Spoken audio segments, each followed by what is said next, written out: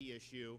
But, you know, people use drugs in Canada. This isn't Djibouti. I mean, it's a safe country. And so you can get drugs and do so, but it does involve relabeling and make sure that everything is accurate and they're bona fide pharmaceuticals and not counterfeit. So there is things to do, but that's something that's easily attainable. And so President Trump said, yes, you know, I will approve. And so so the legislature passed this law saying Florida needs to develop a plan. We created this plan, and it took a long time to be able to get that just right.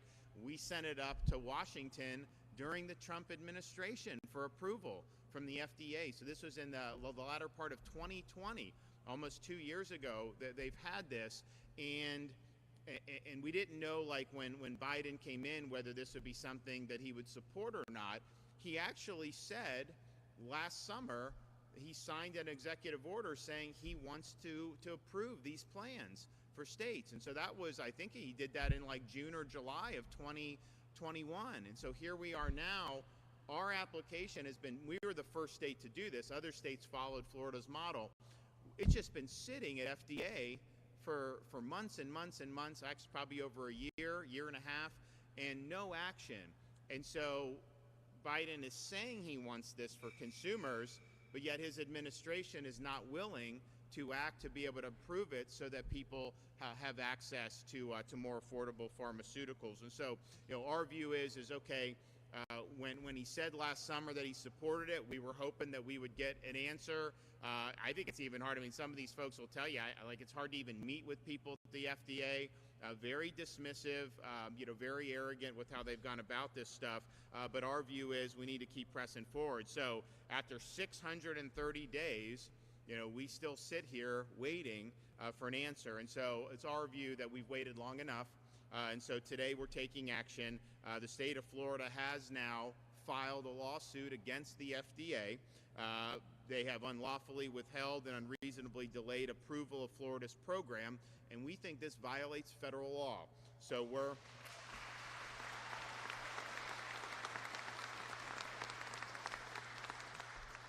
we're asking a federal judge to order the FDA to put an end to that delay and to approve Florida's program. Included in the lawsuit are claims under the Federal Freedom of Information Act. In early July, ACA filed a FOIA request seeking records from the FDA to increase transparency on their approval process. Under the Act, FDA had 30 working days to respond to our request, and I don't think you'll be too surprised, we still have not received a response to our request. So the clock's been ticking. We have a right to know what the FDA has been doing the last 2 years to ensure that are they putting politics over patients? Are they putting the interest of big pharma over the interest of average Floridians, taxpayers? And that's what we need to find out. So we've been continuing to push for transparency. Why are we here? Because this is a distribution facility. All this stuff is ready to go at this point. It's turnkey. We have people that are dealing with the Canadian companies. We will have them, they can be brought here. They get labeled properly, inspected, and then they can then be used in the general public. Obviously, Florida is going to buy a lot of these for our programs. It's going to save us a huge amount of money. So all this stuff is locked and loaded, ready to go, and it has been ready to go for quite some time. So we've been waiting and waiting and waiting. We've done everything that we need to do to get this moving, and I think it's really, really important. I mean, especially when you see, you know, what's happened, particularly over the last year and a half, you know, with some of the stuff with big pharma, some of the things they've put out on these vaccines and all this other stuff. People want transparency, and we need to have the truth on all this stuff. And so this is an example of ways to be able to access medications at a much cheaper price by removing some of the bureaucracy, some of the restrictions, and some of the red tape. You know, we also did an executive order recently where our agencies, when they negotiate, are, you know, basically cutting out these middlemen because these middlemen charge a lot of money and they pass those costs on consumers. So we're looking at all different ways we can act to be able to help folks. And so today's lawsuit, I think, is very, very important. You know, we think this is urgent, and we think we deserve a response very quickly. And so I know the Attorney General's team is going to be in court on this and are going to work really hard to get good relief for the people of the state of Florida. So this is yet another way where we're innovating and leading the country. No one was talking about this until we stepped forward, passed our legislation several years ago, submitted our plan, very well thought out plan, to the Trump administration, and then have been waiting now under the Biden administration. But a bunch of other states have followed suit and have tried to follow. You know, I'd hate to think that, you know, the Biden administration would not approve it just because it's Florida, because they have issues, you know, with Florida politically. I hope that that's not the case, because on issues like this will benefit people, you know, of all walks of life, regardless of any political persuasion. So hopefully they'll just do the right thing. It's unfortunate that we had to do this, but at the end of the day, we've waited long enough, and we've been very patient, and we've provided information when they've asked for it, but yet we've not gotten a response. And so if you're for doing this and you say you want us to be able to do this under a law that's been in existence for almost 20 years, well, then now's the time to stand up and make that very clear. And if you think about what we're seeing, you know, our drug prices are twice, 3 times, depending on the drug, way higher than the average price of drugs in other parts of the world and in other countries. And so we're dealing with PBM markups. That obviously does it, but then access to other markets will be very, very good. So we want to be able to have accountability. We want to be able to defend the taxpayer, and I'm happy that we're taking action today. I remember being here. I mean, when were we here last time? It was like May of last year. Yeah, so we were here last spring the spring of 2021, and we were hoping that we would get a response. And then that's when later the president issued his executive order saying this is something that he was telling the FDA to move forward with. So we thought, man, maybe we got some movement here. And then we waited. I think the FDA, what did they say eventually? Like, oh, we'll meet with you like in the spring of 22 was like their initial thing. So like literally they approved, they say do it in the summer of 21. We try to get moving on it, and they'll say, okay, we're going to address it many months later. So that's just dragging your feet, and that's not the way we want government to operate. So we're happy to be here. We shouldn't be here, but we're happy that we're not just going to take this lion down. So we'll hear from some other folks. So Attorney General. Thank you, Governor.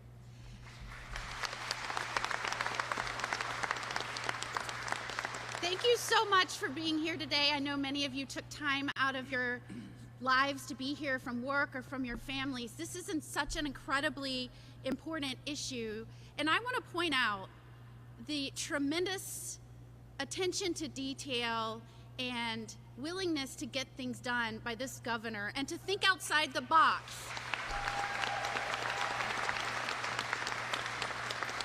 He is always looking for new and innovative ways, things that we haven't done before, to achieve progress for Florida.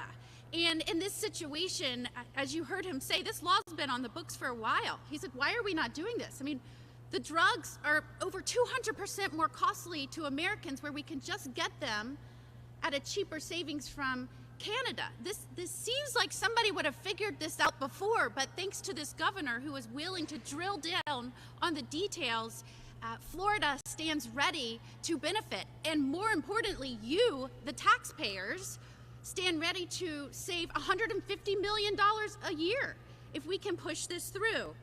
It is so important, and we have filed suit this morning to not only seek documents and as to why this has been pending for so long. I mean, we filed our application. Florida was the first right before Biden took office. And we've been waiting and waiting and waiting. And when he came out and said, this is important, and demanded that the FDA work with the states to get this done, maybe he meant except Florida. We were the first. We have all our ducks in a row.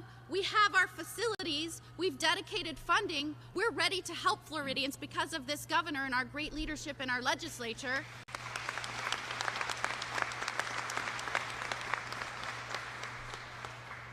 And like to say that it's because it's sitting on someone's desk, but I think we all know that this administration is not quick to act to get things done for Florida.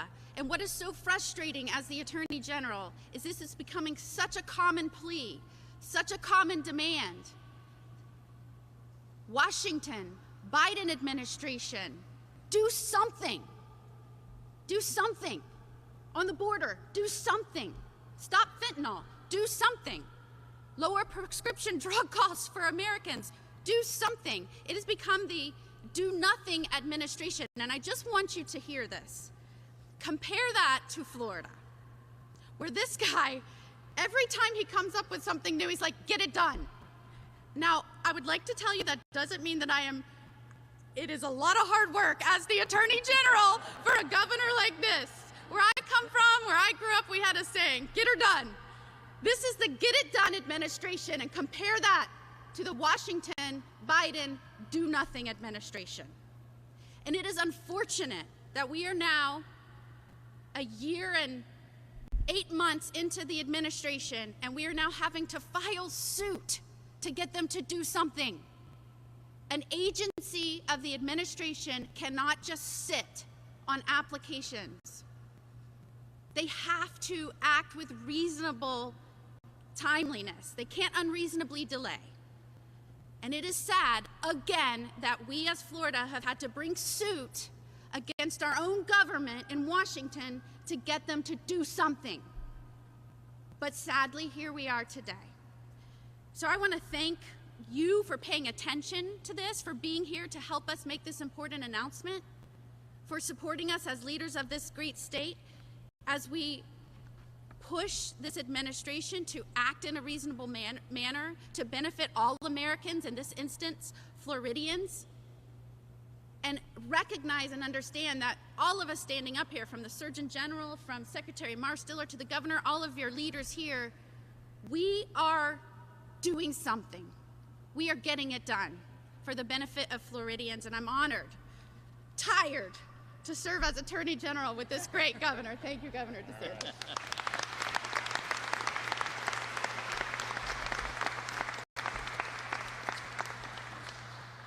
Okay, Surgeon General Joe Ladapo.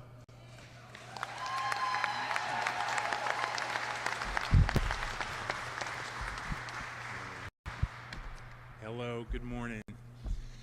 So, this is an interesting issue, and it has overlap with some other issues that we've discussed.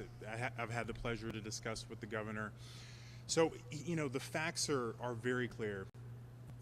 I had the Department of Health, we have county health departments, we prescribe medications for diabetes, for COPD, asthma, for HIV, other chronic conditions. And Florida went through the process, first took the initiative of this 20-year-old law that, that provides this much room for states to be able to get drugs from Canada for lower prices. And it's this narrow, right? They weren't trying to make it possible. That's why it took 20 years, and a governor who actually cares about people and about what he thinks matters to take it up and move it forward. And Florida developed a very detailed, the Attorney General described it and the Governor described it, a very detailed plan for how we would, it's a Section 804 importation plan, for how we would import drugs, chemically analyze them to ensure that they're not counterfeit and there aren't any significant safety concerns, distribute them, make sure they stay within the state, because part of the law required that drugs only stay within the state, so they can't go to other states. In other words, other states can't enjoy the benefits of lower prices for drugs if we actually get them from Canada to this state. And so I looked at this report. It's like 200 pages long or something. I mean, it's very detailed, and all of these pieces are in place. We start the process under the governor's leadership in, I think, 2020 or so, and almost 2 years later, the FDA is not responded to our request to move forward. So, what's behind this? So I will tell you what I think is behind this based on my assessment of the evidence. And what's behind this, I think, is, I mean, the pharmaceutical industry is going to do what they do, and what they do is that they lobby for laws that keep their profits as high as possible. It's not about you and me, sick people. That's not what it's about. That's what it's lobbying for, laws that keep their profits high is certainly how they've behaved. But it's up to leaders to make choices that they think will benefit people. And my sense from looking at everything is that leaders in the federal government right now, the FDA, the Biden administration, have prioritized the interests of pharma. And be very clear, their interest is to keep their profits high. And they do that best by making Americans pay more for drugs than anyone else in the country, anyone else in the world, rather than what's best for Floridians and what's best for other Americans, which is to stop this, complete highway robbery in terms of the markup with drugs. And I'm for, people making profits. That's wonderful. But with pharmaceutical drugs, you need a new word. It's not even profits, right, to describe what's going on. And I want to say two other things real briefly. So one thing that the pharmaceutical industry likes to convince people is true is that this extra profits, these extra prices, these high prices that we pay in this country are so they can do research and development. So there are two important things about that you should know. First of all, the research and development that they do, a third of it, maybe more, is not for new drugs. It's for new formulations, new dosing, combination drugs, basically ways to kind of keep their exclusive hold on drugs. The second thing that you should know is that a lot of the innovation, it doesn't happen in the pharmaceutical industry. It happens in universities. And they come in and they swoop in and they partner with universities and and then they call the drug theirs, and they even take credit for it oftentimes, even though they weren't involved in the actual research and development. So, those are just some points I want to share with you. I'm happy that we have a governor who cares about people and puts people over pharmaceutical industry interests. And it'd be nice if we saw that in the federal government, because this, we wouldn't be having the conversation today. We'd be importing drugs already, or maybe we'd even have lower prices here. Who knows? All right, thank you.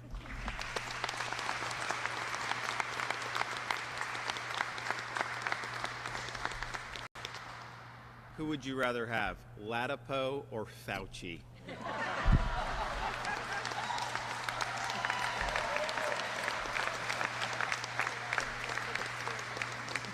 Okay, ACA Secretary Simone Marsteller. Thank you. Thank you. So, ladies and gentlemen, what you've heard today, you should be hearing a lot of frustration. And this has been a frustrating process from the macro to the micro. My team and I have had so many meetings with the FDA, it's not even funny. But all we've gotten is word salad, bureaucracy, stonewalling, stiff-arming, and stall tactics. This thing has been sitting on somebody's desk for well over 600 days. This is not what government is supposed to do. Government is supposed to serve you, which you all see by the example that Governor Desantis shows, that General Moody shows. We are here to do what is right for the people of the state of Florida. I am appalled personally. I'm appalled as a citizen of the United States that this is happening. I cannot believe that we actually have to sue the FDA to do its job. It's outrageous, and you all should be outraged and just as frustrated as we are. Now, we know that there are, reasons for this, be they political, be they corporate, whatever the case may be.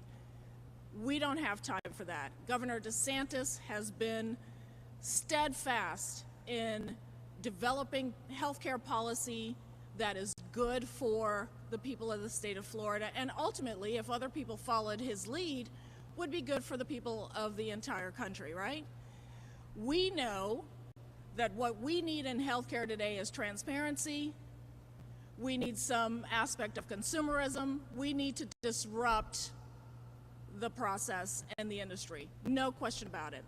So in addition to the Canadian Drug Importation Program, which, ladies and gentlemen, we pray one day we will be able to fill these racks and actually start to achieve the savings that we know we can achieve for the people of the state of Florida, upwards of $150 million. To me, it's a no-brainer. But we're not resting. The governor has directed his agencies, my own included, to look at the pharmacy benefit manager complex, for lack of a better term, and this is what they are. Basically, they are middlemen between your doctor and your pharmacy that are increasing the prices of your drugs. Bottom line. And so the governor has directed his agencies, mine included, to make sure that we start shining the light on those kinds of practices, that there is transparency in those processes. I know we're going to get a lot of, wailing and gnashing of teeth, but it needs to be done, because this is the only way that you and me are going to be able to start affording our health care and our prescription drugs. So we are in the process, Governor, of amending the contracts that we have with our health plans who deliver health care services to our Medicaid subscribers. We are in the process right now of amending those contracts to include provisions that open up the transparency so that we can see what's really going on in pharmacy benefit manager land. The other thing that my agency is preparing to do is to negotiate some lower prices for certain injectable drugs like insulin or epinephrine that are not currently included by federal law in the Canadian prescription program. We want to make sure, insulin, epinephrine, those are things that millions of people need. The prices are too darn high. So I was going to curse, but I'm not going to. And we need to disrupt that process. And so what we are going to do at ACA is engage a company to get out there and negotiate those prices down, because the time has finally come for us to say not just no, but hell no. We're not going to continue to pay these prices to the pharmaceutical companies. We're done. We are done. And I want to thank the governor and the Attorney General for putting their collective feet down and saying no more. Thank you.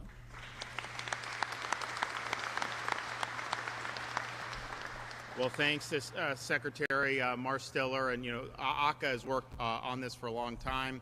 In fact, our current DCF Secretary Siobhan Harris was initially at ACA getting this, and she did a great job. Simone came in and really got it across the finish line for where we've done everything that we've been asked to do and that we're required to do under the law. So now it's just a matter of getting these shelves filled. And as Joe said, people, we want people to do well, businesses to do well. There's nothing wrong with being profitable, but what we have here with the pharmaceuticals and the pharmacy benefit managers, you have basically laws and regulations that are propping those profits up artificially, and that's causing you to pay more. But it isn't like that's a free market that we're paying so much more than Canada or these other places. And so we are intentionally basically forced to pay more the way the market has been structured, and that's a lot of legislation, a lot of regulation, a lot of different things that have happened over the years to get us into this spot. And so people provide services, good, we want you to do well, but to kind of have laws designed to be able to artificially keep your profits high, that's not free market at all. And so we recognize that. All right, Bob, you ready to go? All right. You want to come up? Sure. Okay. You got it?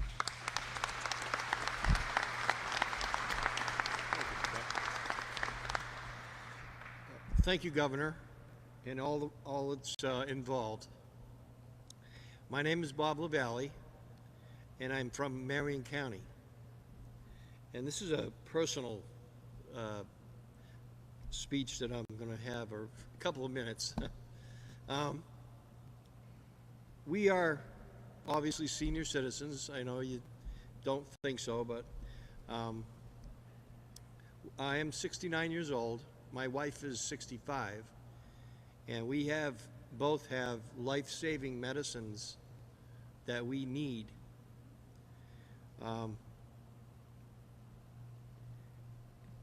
In 2015, I suffered a stroke. By the grace of God,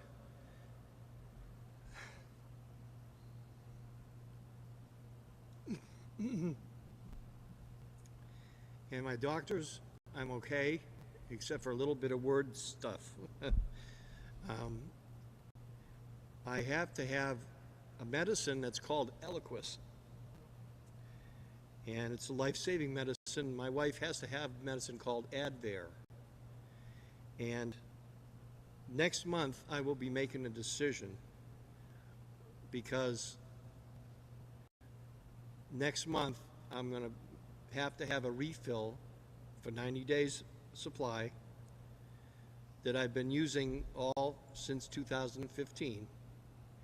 The cost of this medicine is going to be about north of $500 for a 90-day supply. My wife it's going to cost the Advair about north of $300 for a 90-day supply. I used to work. After the stroke, I was okay, and then I was able to work, so I could supplement, the food and the medicine. Well, due to unfortunate circumstances, I lost my job. Therefore, I lost my income. Therefore, I lost means to get the medicine. So this next month in September, we're going to have to decide either it's going to be medicine or food. And that's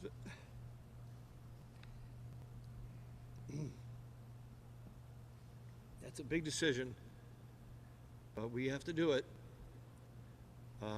or we're not going to be able to pay our bills. So I just wanted to know. I just wanted to know that I really, really appreciate the governor and all that's involved for doing this. It's going to be a lifesaver in itself. So please support whatever you can to this effort. And I really, really, really appreciate it from the bottom of my heart. Thank you. Thank you. Good job. Thank you. Good job. Really good job. Thank you.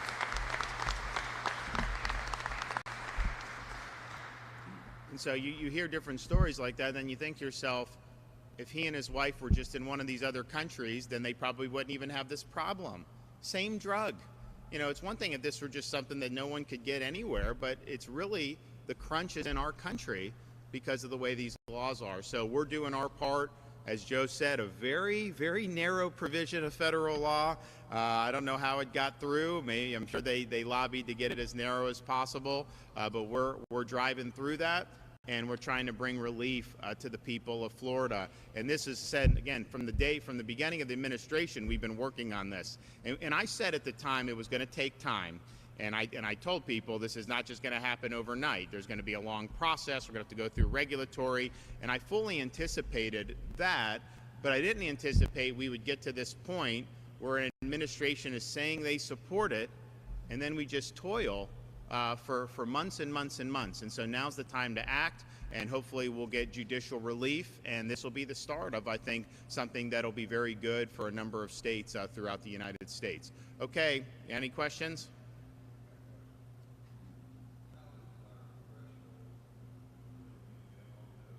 So the question is about the members of Congress. Well, I mean, I think the issue with what they're doing, first, this is a provision of existing law, and this is something that we are exploiting to help Floridians. Now, I do think in Congress, they need to start looking about the influence that you have from big pharma. At the end of the day, we need to do policy that's in the nation's interest, not just what's in pharma's interest. I mean, they basically have run the show for a long time. And as Joe said, we want companies to do well. I mean, it's not as if we don't want that. And you do need to be able to do well in order to research and develop and all that stuff. But I think that can be done in a way that's not putting almost the entire burden of that on American consumers and patients and allowing other folks to do left. So I'm hoping that there will be an interest in looking at this in the Congress when the new Congress takes in. Obviously, they're not going to do anything with the current lot of them that are in there. You wonder, I mean, drug prices have gone up for so long. Pelosi's been in office for 30-some years, and it just keeps going up.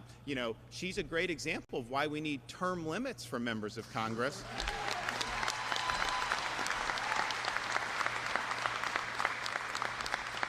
But I do think there's a maybe more of a window now, because I think a lot of people have seen, how big pharma has handled these COVID vaccines.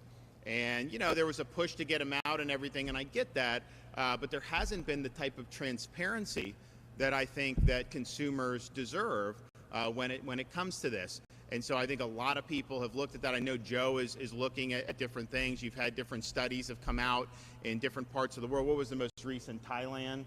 Yeah. Thailand talking about the increased risk of myocarditis, particularly for younger boys and men. And don't forget, this is something that governments are wanting to force on these people without any regard of what the adverse effects would be. And you're banning Djokovic from coming into the United States to play tennis when he has already had COVID, and he's, first of all, probably at zero risk anyways because he's in such good shape. Why would you be excluding based on that? And they don't recognize a reason why someone would opt against it. They don't recognize reasons. We help save jobs for a lot of these women nurses because they were wanting to force it on them, and a lot of them didn't want to do it because they had. So that was this. But when you combine a lack of transparency with the heavy hand of government, I think that's caused a lot of people to say, whoa. What is this all about? And I'm happy in Florida, from the very beginning, we said there will be no mandates. We made sure that that school districts couldn't mandate it on students to go. DC, they want to lock the kids out of school if they don't get a COVID shot.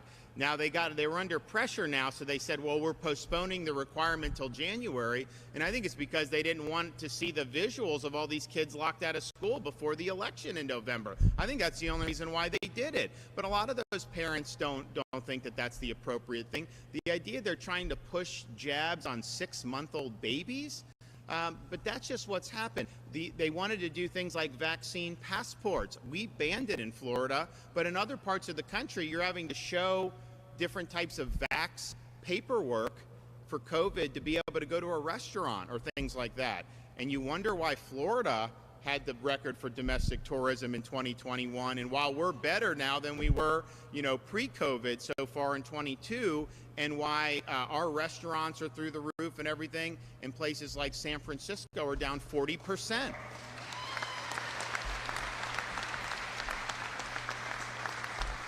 And then to try to cause people to lose their jobs over this, and if it wasn't for Florida, again, we stood up, you would have had firefighters lose their job, you would have had police officers lose their job, you would have had nurses lose their jobs. And these are people that had been on the front lines from the entire start of COVID. And most of them have already had COVID at that point.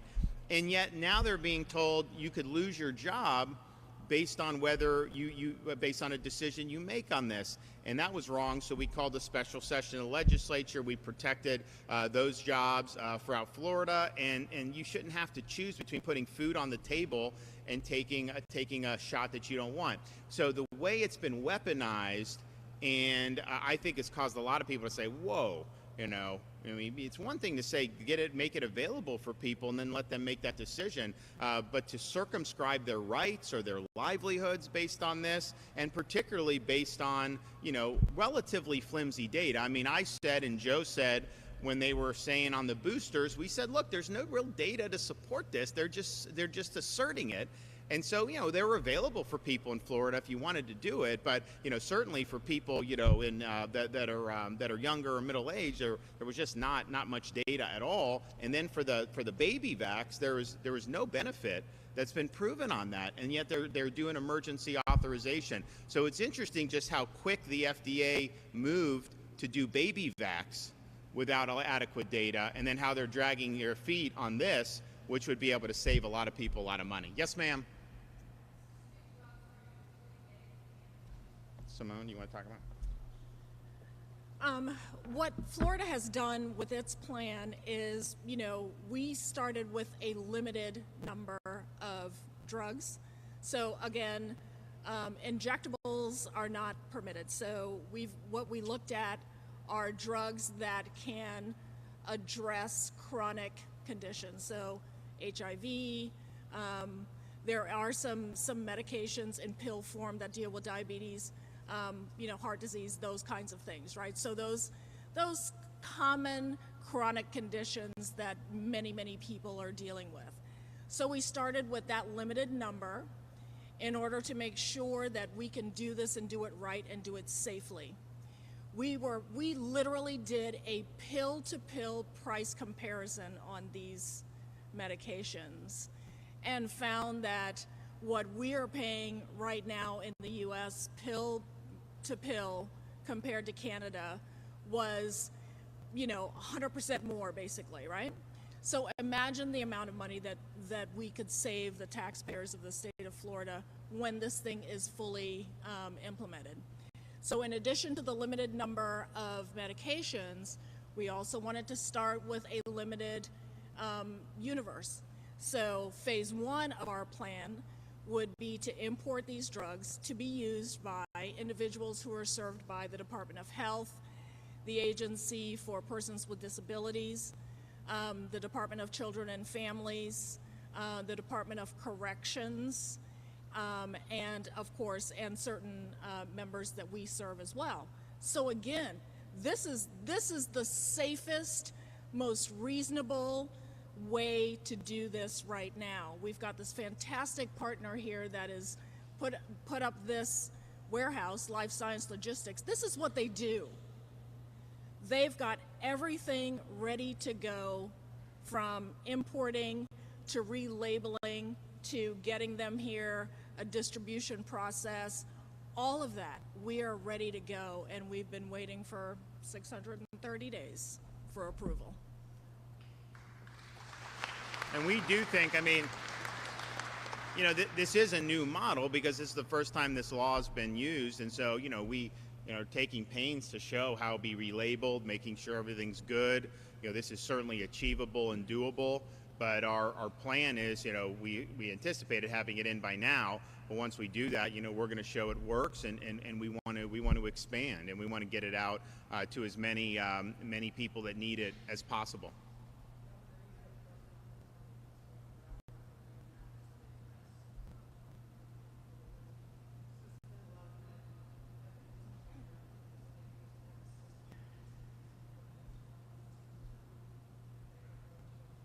Well, so look, at the end of the day, there are issues with, have you completed the terms of your sentence? Have you paid the restitution, any fines and fees? That is required.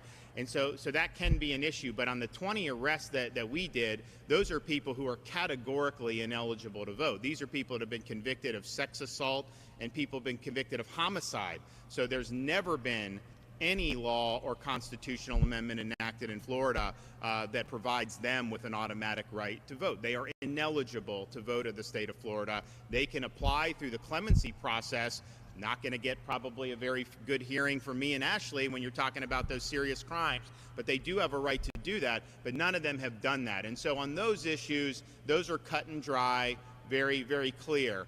On some of these others, you do have some people that are told, well, once you get out of prison or you get off probation, Amendment 4 says that you're able to vote. That's not necessarily true, because if you rob somebody's house and you have to pay them back restitution, If you haven't paid them back the restitution, you have not completed your sentence. And so we want to make sure that the intent of that amendment is there. But that is not an issue on those 20 arrests. Those people were never eligible, and there's under no possible construction of that amendment could somebody who is a convicted rapist or a convicted murderer be eligible to vote in the state of Florida. Yes, ma'am.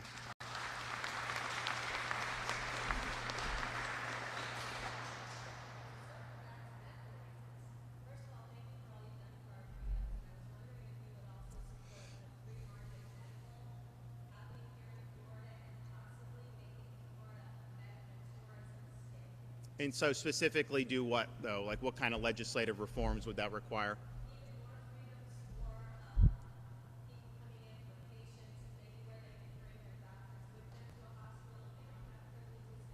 Yeah, no, I think those are, you know, honestly, we may be forced to do that because if you see what they're trying to do in California, they're going to penalize physicians who say something that the government deems to be misinformation.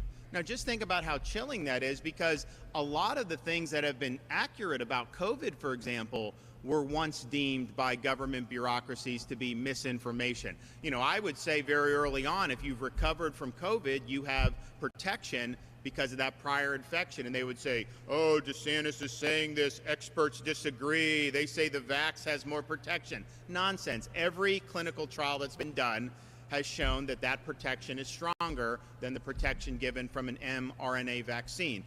We also talked about the need to have schools open. We were the first to say, full throttle, we've got to do it. Oh my gosh, do you remember what they were saying about me? You have this, this lady now down in Miami-Dade, the teacher union boss, she's on this ticket. They were bringing hearses out to protest the fact that we had kids at school. They were trying to tell parents their kids were going to die by going to school. That was a lie then. Everybody knew that. But a lot of the higher-ups were acting like this was somehow a problem, even though Sweden had kids in school, all that other stuff. And then, of course, you've also had them say, you know, if you take mRNA vax, you will not carry the virus and you will not get infected. They told us that. And so that was misinformation. And so you had a lot of physicians over the last 2 years who have been right on this stuff, but they dissented from orthodoxy and they dissented from the medical establishment. And so therefore they were pilloried. I mean, Joe has been attacked. In fact, I told him when you take this job, I was like, there's not going to be a lot of people that are saying the things you're saying because it cuts against orthodoxy. It cuts against the narrative, you know, and they're going to come after you. He doesn't care. I mean, he's fine to do that. So, but it's important. So what we're going to do, though, and we should have done this past legislative session. We had some hiccups with a couple people in the legislature, but we're going to do the opposite of California. Not only are we not going to do something where someone get penalized for saying what the government thinks misinformation, we're going to protect people's right to practice and be able to do an evidence-based medicine. And just because some woke association is saying one thing, that does not mean that you are bound by that when you have the evidence and the data supporting you on the other side. So, yes, sir.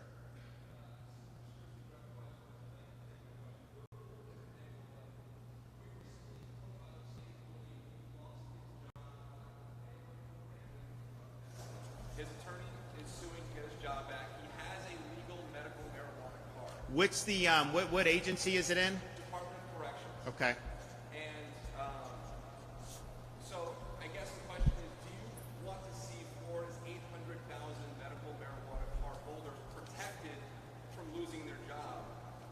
Well, clearly they don't lose their job generally. I mean, I think in corrections, I'd have to learn a little bit more about it. I mean, what on corrections are they requiring? I mean, for example, you know, like when I was in the military, you know, there's different standards for like being in the military about what you can and can't do versus in civilian life. When you're in law enforcement, you know, you'd have to see. So I'd have to see what that is. But obviously, I implemented the program here in Florida. The voters passed it. You know, we made sure to follow the will, and we did that very early on, and that was my duty to do that.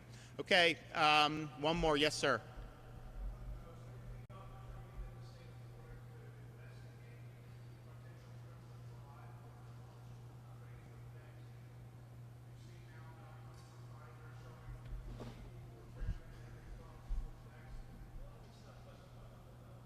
So the question is about, can you have, and I mean, I don't know if you want to take that, because it would be the Attorney General's office, that would investigate potential fraud about representations that were made about the shots. And here's the thing. It's one thing if you say, look, we're not sure, it's experimental emergency use, no mandate, but if you want to take it. But I do think there were people that were making these representations saying, oh no, pregnant women, it's fine. We know it's safe. We know and they really didn't know that. And so they're saying these things, and anyone that had any concerns was basically be telling, you're anti-science, when in reality, this thing hadn't been around long enough to necessarily know. And so it's one thing to go into something and say, hey, we're in a pandemic, let's just make this available. But we're honest, we don't necessarily know every answer. They went beyond that, and they said, and higher up said, that this is safe for this. It's been conclusively proven. And I think they're doing, Joe, do you want to talk about, I mean, there's definitely been some stuff with menstrual cycles and some of those other stuff. Yeah, sure. Yeah. Why don't you? Sure. And then if you want to talk about Yeah, so we've had, as a scientist, I struggle with this because I went into medicine, I felt it was a noble profession, and there have been a lot of things that have not been noble that have been done by my profession, wittingly or unwittingly, over the last 2 years. So, one of these things, the governor brought up the sort of menstrual pardon me, I don't have menstrual cycles, so I can't say the word. So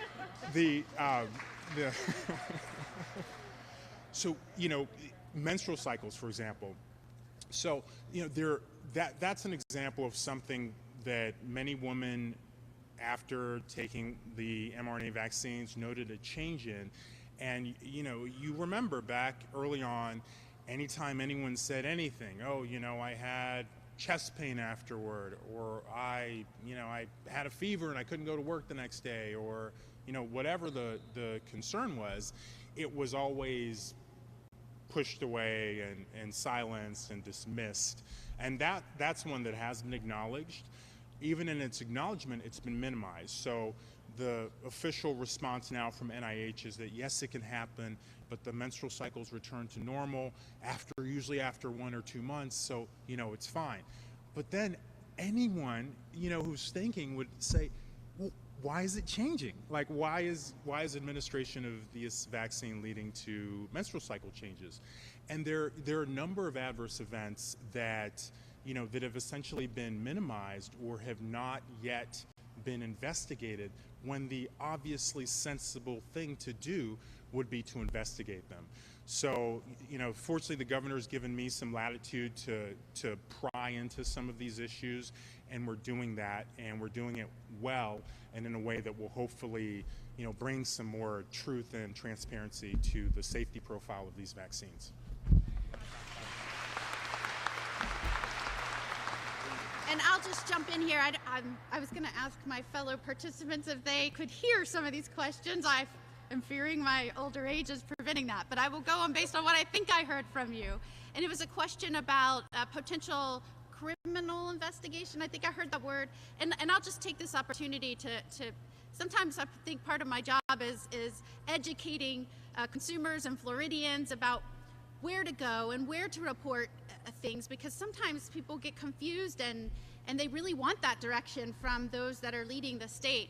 And so in any instance, if you have information about any type of criminal activity, that would go to our statewide law enforcement agency. That's the Florida Department of Law Enforcement. We just appointed a new commissioner, Mark Glass, and I would advise that. But what I think you were asking, even though that word was in there, our lawyers look at oftentimes, and we do have investigators in the civil arena, to look at whether there has been false or deceptive or fraudulent statements surrounding pushing any product, any consumer product. So I would always encourage on any matter, if anyone has a suspect that a claim in this regard, they can always call our office or go to myfloridalegal.com and submit information, because we do have people that look at that.